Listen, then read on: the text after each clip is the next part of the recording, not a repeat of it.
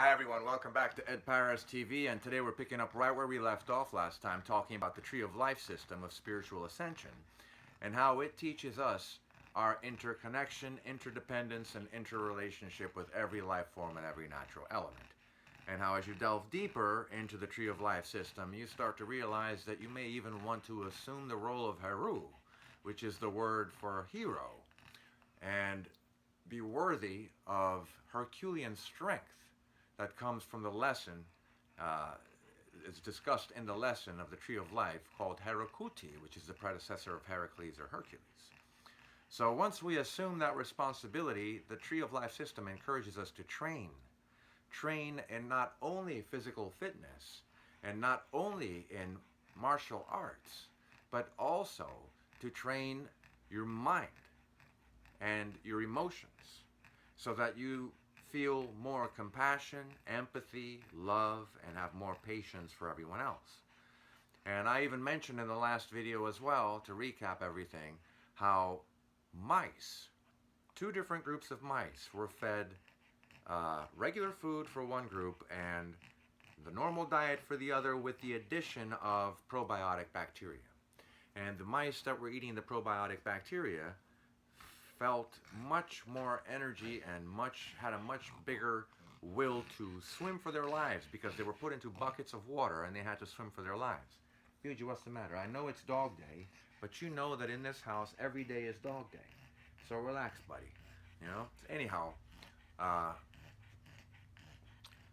no mice were harmed during this test, so you know. I was worried about that when I was reading the articles. You can Google them, they're online, and it's a very interesting read about how the mice that ate the bacteria, that swam for more than double the length of time than the others, and they were scooped up out of the water before they had even exhausted themselves. So they swam for double the length of time after eating the probacteria than the mice who hadn't eaten the bacteria.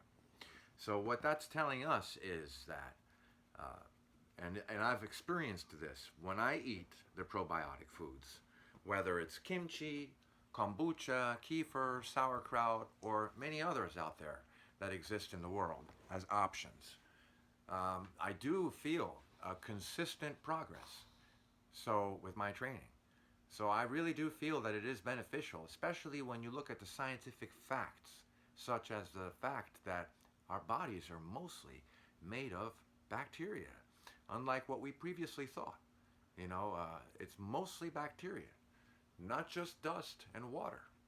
So there's something else we need to keep in mind too, is that when it comes to dieting, we're always obsessing over the nutrients, which are material things.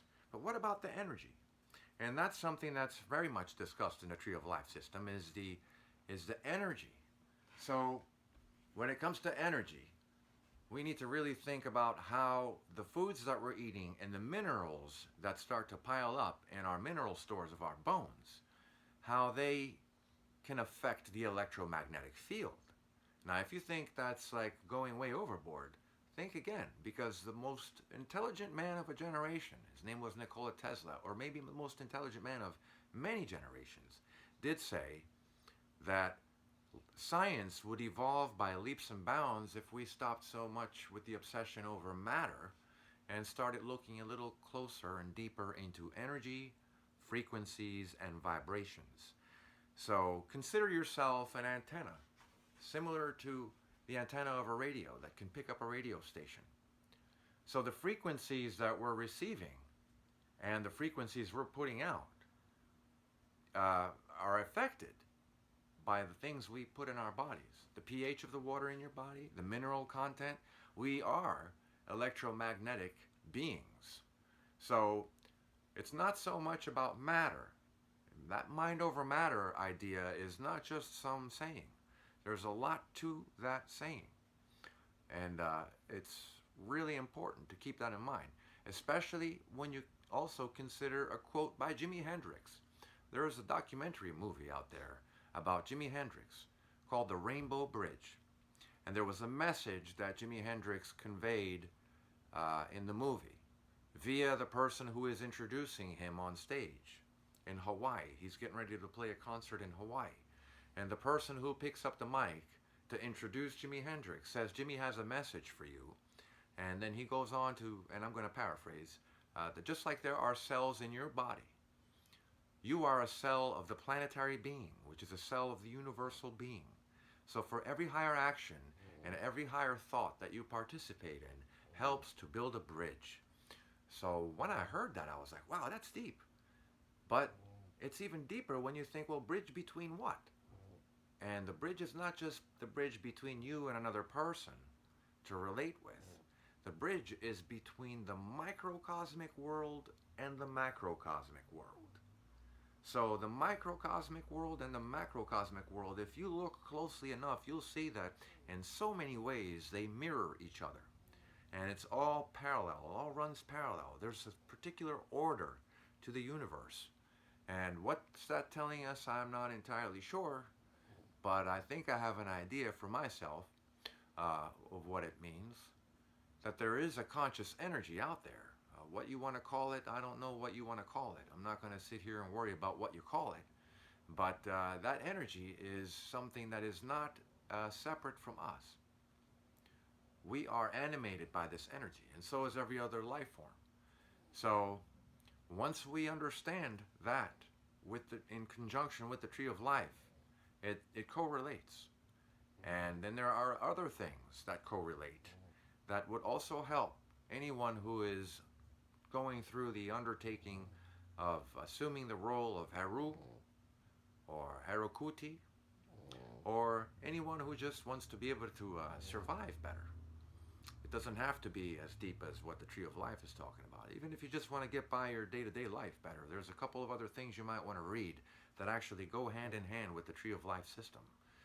And that is, you have the Lao Tzu's Tao Te Ching, which I've read more than a dozen times.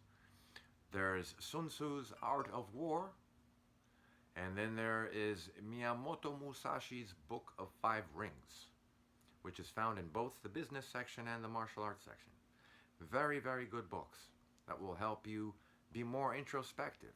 When I mentioned in the previous video that we need to check ourselves, well, these books really do help you check yourself. So I highly recommend them if you're looking for something to read that is correlating to what I'm talking about with the Tree of Life. Now, with the Tree of Life system, some people might think, oh, what do I want to read about ancient Egyptians for? This is the year 2017. Well, before we dismiss these people as primitive, take a look at the architecture. Take a look at the buildings that they left behind and all the information that was left behind. After all, Herodotus did say that everything that the Greeks learned about architecture, mathematics, philosophy, and every other subject matter that the Greeks are famous for, they learned from the Egyptians. So the antediluvian Egyptians, whether you take seriously the word antediluvian or not in a biblical sense, is not relevant. The point is that it's proven that there were cataclysms that destroyed those civilizations, and that's why they're still not around today. But what they left behind is truly timeless, and it's magnificent and should not be underestimated. So everything that has to do with the warrior culture, physical fitness, training, spirituality, everything that goes hand in hand with this endeavor that you're probably going after, just like myself, is very deeply explained by these ancient people, and we should not dismiss them. Okay, so we'll talk more in depth about all of this in future segments. We'll get back to some more of the nutrition and fitness in upcoming videos shortly. But we'll delve deeper into all of this in other episodes. I'll have some people around that may want to contribute their 2 cents and what they know about all of this in a future video. And until next time, have a great weekend and talk to you soon on At Paris TV. Please like and subscribe. Have a good one. Ciao.